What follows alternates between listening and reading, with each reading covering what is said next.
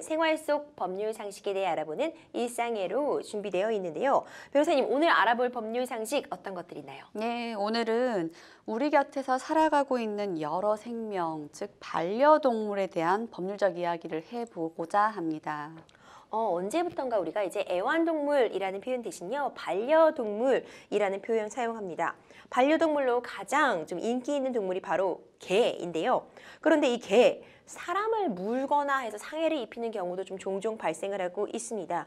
변호사님, 내 개가 다른 사람 혹은 다른 사람의 개를 물리는 경우 또는 물리는 경우 어떻게 해결해 볼 수 있을까요? 예, 만약 목줄이나 입마개 등 안전장치를 제대로 하지 않아서 사람을 다치게 한다면 바로 2년 이하의 징역 또는 2천만 원 이하의 벌금에 처해질 수 있습니다. 그리고 한편 사람은 다치지 않았지만 안전조치를 제대로 하지 않았거나 배설물을 수거하지 않았다면 50만 원 이하의 과태료에 처해질 수 있습니다. 과태료가 의아하신 분 계실 것 같은데요. 과태료는 다행히도 행정법상 제재에 불과합니다. 하지만 벌금이라는 것은 엄연한 형사처벌로서 벌금에 처해진 경우에는 분명히 전과까지 남게 되는 부분이므로 큰 주의를 기울이셔야 합니다. 최근 들어서 개물림 사고로 인하여 상해부터 목숨까지 잃게 되는 안타까운 일들이 꽤나 발생하고 있습니다. 이 역시 봐야 되는데요.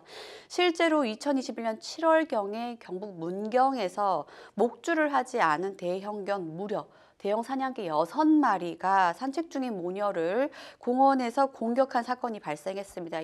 이 사고로 견주는 결국 실형 2년이라는 굉장히 중형이 선고되었습니다.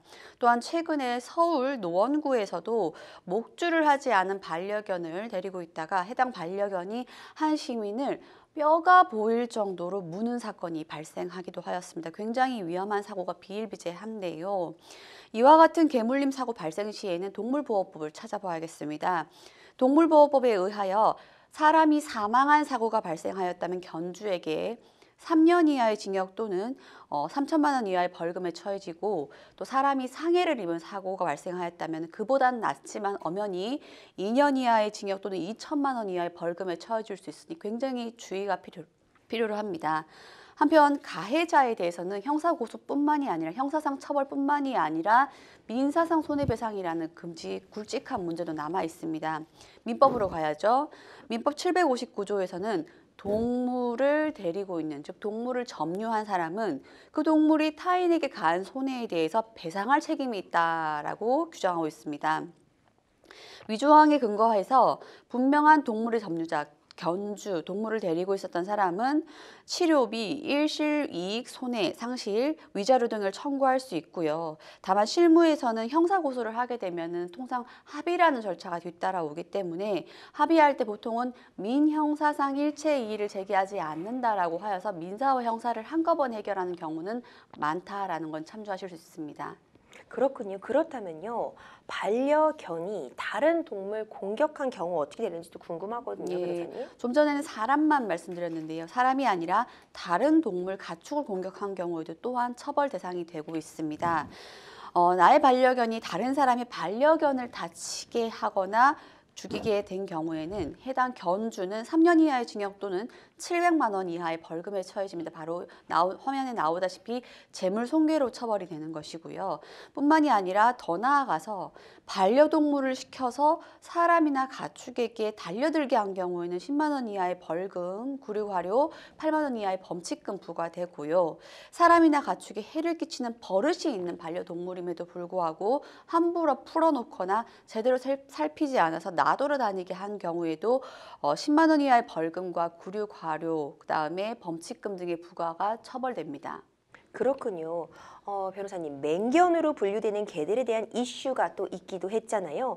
대형견이나 맹견의 경우에는 면책 사유도 있습니다. 어떤 경우에 적용이 되게 되나요? 네, 면책 사유도 중요하지만 어쨌든 대형견이나 맹견은 굉장히 위험한 것이기 때문에 기본적으로 손해배상의 책임이 있습니다. 하지만 이 정도의 주의는 다하라. 그러면은 손해를 배상하지 않아도 된다라는 면책 사유를 법이 규정하고 있습니다.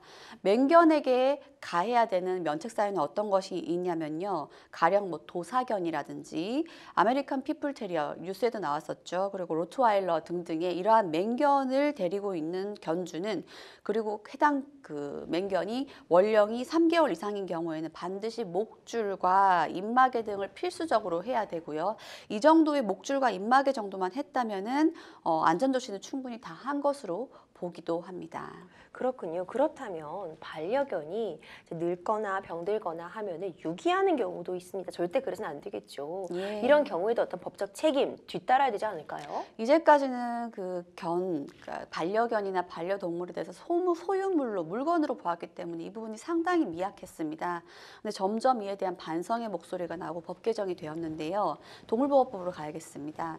동물보호법에 따르면은 맹견을 그저 유기를 한 경우는 이건 위험합니다. 그래서 2년 이하의 징역이나 2천만 원 이하의 벌금이 부과되고요. 그 밖에 굳이 맹견이 아니어도 자신이 양육하던 반려동물을 유기한 경우에는 300만 원 이하의 과태료에 처해집니다. 이러한 규정이 생긴 건 참 다행입니다만은 처벌 형량을 들으셔서 아시겠지만 좀 미흡하지요. 이렇게 유기된 반려동물은 어떻게 처리되는지를 좀 봐야 되겠는데요. 관할 지방자치단체나 위탁동물 보호센터로 옮겨지게 됩니다. 그러면 해당 지방자치단체는 소유자가 보호 사실을 알 수 있도록, 즉 유기된 동물을 보호하고 있다는 사실을 알고 찾아갈 수 있도록 7일 이상 동물보호관리 시스템에 보호조치 사실을 게재하게 됩니다. 빨리 찾아가라는 거죠. 그럼에도 불구하고 안타깝게 10일 이상 소유자를 알 수 없는 동물이라면은 유기동물은 지방자치단체의 결국 소유물이 됩니다. 소유가 되는 것이고요. 이에 따라서 동물보호센터에 분양 공고를 할 수 있는데요. 만약 보호 조치 중에 안타깝게도 질병이나 상해가 발견된다거나 혹은 더 이상 보호할 수 없는 경우가 됐다면은 인도적 조치에 의한 안락사로 접어들게 됩니다. 더 이상 보호할 수 없는 경우가 무엇인가 의문을 가질 수도 있는데 그 경우라 하면 늘어가는 유기동물 수에 따라서 보호시설 공간이 협소하다거나 관리 유지가 어렵다거나 하면은 안락사에 접어들 수 있게 됩니다. 이러한 피해를 막기 위해서 최근에 개정된 법이지만 반려동물 등록제라는 법이 시행되었지요. 대상 동물에게는 몸에다가 무선 식별 장치 또는 인식표가 장착된 동물 등록증이 발급이 됩니다. 그렇군요. 사실 근데 이 반려동물 등록제 이렇게까지 꼭 해야 돼? 이렇게 생각하시는 분도 있을 수는 있을 것 같은데요. 예, 하지만 하지 않았을 경우엔 또다시 제재가 뒤따르는 겁니다. 만약에 반려동물을 기르고 있으면서도 반려동물을 등록하지 않은 경우에는 일단 100만 원 이하의 과태료가 부과되고 등록 기간 동안에 변경사항이 생겼음에도 불구하고 변경사항을 해당 시군구청장에게 신고하지 않았다거나 보호장소가 아닌 곳에서 인식표를 부착하지 않은 경우에는 50만 원 이하의 과태료가 부과되니 꼭 해야 돼 라고 하면서 해태하시진 않으셔야겠습니다. 그렇군요. 참 어려운 부분이지만요. 유기만큼 정말 악랄한 그런 경우가 있습니다. 바로 학대입니다. 말 못하는 동물, 본인이 키우던 동물을 학대하는 경우도 있죠. 반려동물을 학대하는 경우에는 어떤 처벌 받게 되나요? 예, 점점 법이 강화되고 있습니다. 반려동물을 고의로 죽음에 이르게 하거나 상해를 입히는 학대 행위를 한 경우는 2년 이하의 징역 또는 2천만 원 이하의 벌금에 처해집니다. 이때 불필요한 동물에 대한 신체적 고통을 주거나 굶기는 행위, 질병에 대해 조치를 취하지 않는 행위 모두 반려동물 학대에 해당하니 구체적인 유형 확인하셔야 되고요.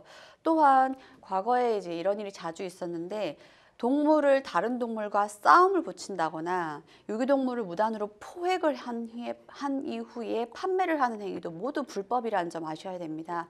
특히 요즘에 임보라고 해서 개인끼리 임시보호 조치를 자주 하는데 타인으로부터 임시보호를 맡은 동물에 대해서 보호자가 있는 동물을 유기하거나 학대에 해당하는 행위를 한 경우에는 그 해당 동물의 소유주로부터 민법상 손해배상 청구를 당할 수 있으면 분명히 유념하셔야 됩니다.